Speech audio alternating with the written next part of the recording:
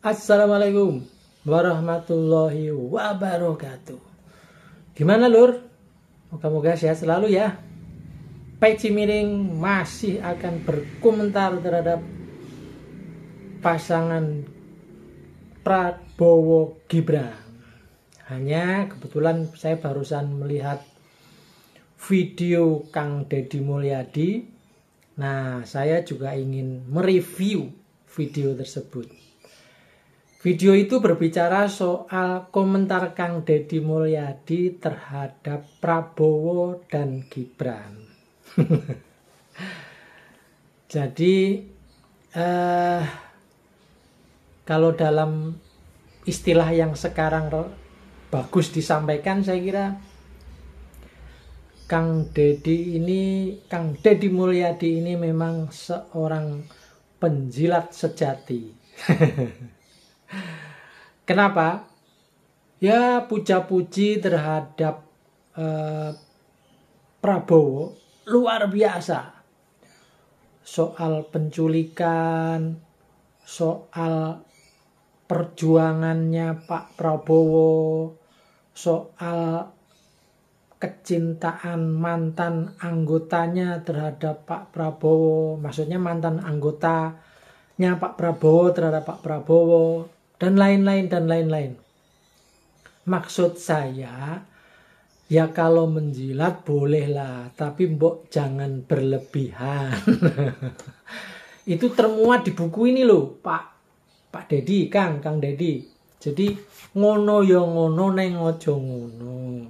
Menjilat ya menjilat lah, tapi janganlah terlalu jilat. Saya kira andaikan Kang Deddy masih di Golkar, saya yakin ini tidak akan ngomong berpendapat tentang Pak Prabowo seperti hari ini. Jadi ya memang pinter lah, Kang Deddy ini saya akui memang pinter nih, mengambil hati, mengambil apa untuk kepentingannya.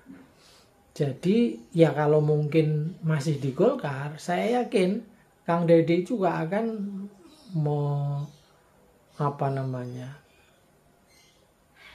memuja-muji junjungannya. Tergantung siapa junjungannya. Artinya junjungan di Golkar itu loh. Sebenarnya memuja itu boleh-boleh saja, tapi jangan berlebihan gitu. Jadi kayak apa gitu ya.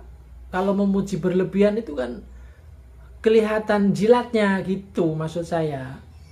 Nah, pertanyaannya ini kan begini, orang itu kalau kita lihat perjalanannya mungkin di Golkar sudah tidak terlalu kepake, atau urut kacangnya, kaderisasinya terlalu panjang, tidak segera juga mencalonkan Kang Deddy menjadi gubernurkah mungkin, atau pokoknya intinya barangkali kenapa Kang Deddy berpindah partai? Tentu ada sebab.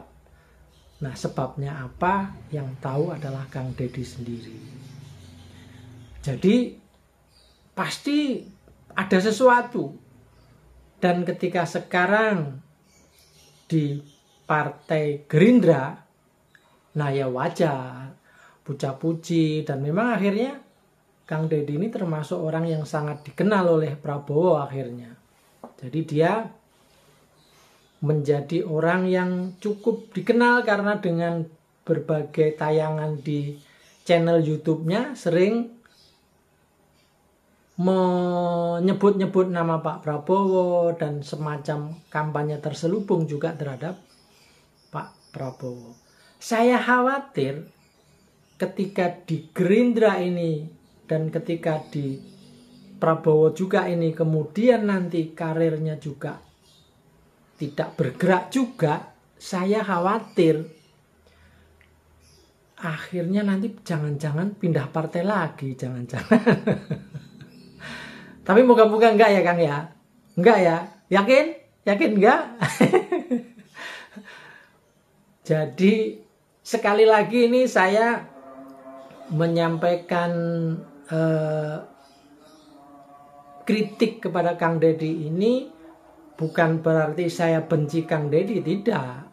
Saya jujur, saya pernah ketemu Kang Deddy.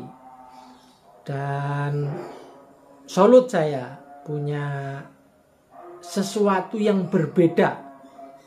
Hanya kali ini saya mengkritik itu karena sudah muak gitu loh, muak. Puja-pujinya terlalu berlebihan. Bahkan ketika kemudian mengomentari pasangannya Pak Prabowo, yaitu terhadap Gibran, saya kira ini juga komentarnya berlebihan. Katanya wali kota terbaik, katanya Gibran adalah akan menjadi penarik suara dan pemecah koalisi sebelumnya. Ya, tentu yang disebut adalah akan menarik suara dari PDIP atau menarik suara Jokowi berpindah ke Gerindra atau berpindah ke Prabowo. Ya, saya kira, dan pembahasannya soal cawapres atau nanti kelak kalau jadi wapres itu tidak menjadi orang penting. Kemudian dia bercerita tentang cawapres-cawapres sebelumnya atau wapres-wapres sebelumnya. Disebutkan bahwa wapres itu orang yang tidak penting, orang yang tidak memutuskan sesuatu hal yang penting. Yang dilihat adalah presidennya atau capresnya. Hei Bung, Anda lupa ini. Presiden dan wakil presiden itu adalah simbol negara, bro, simbol. Jadi bayangkan seandainya Pak Prabowo berhalangan tetap dan tetap berhalangan, ngemeng-ngemeng wakil presiden yang tidak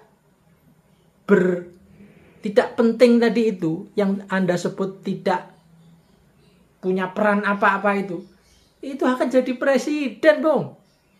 Loh, kemudian kalau Gibran jadi presiden, weleh. Negara ini mau dibawa kemana, Bung?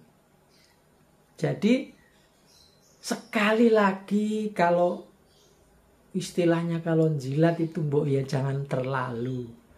Kalau terlalu mbok jangan jilat. Jadi saya kira ini, Kang Deddy ini bolehlah menjilat. Pesan saya hanya itu.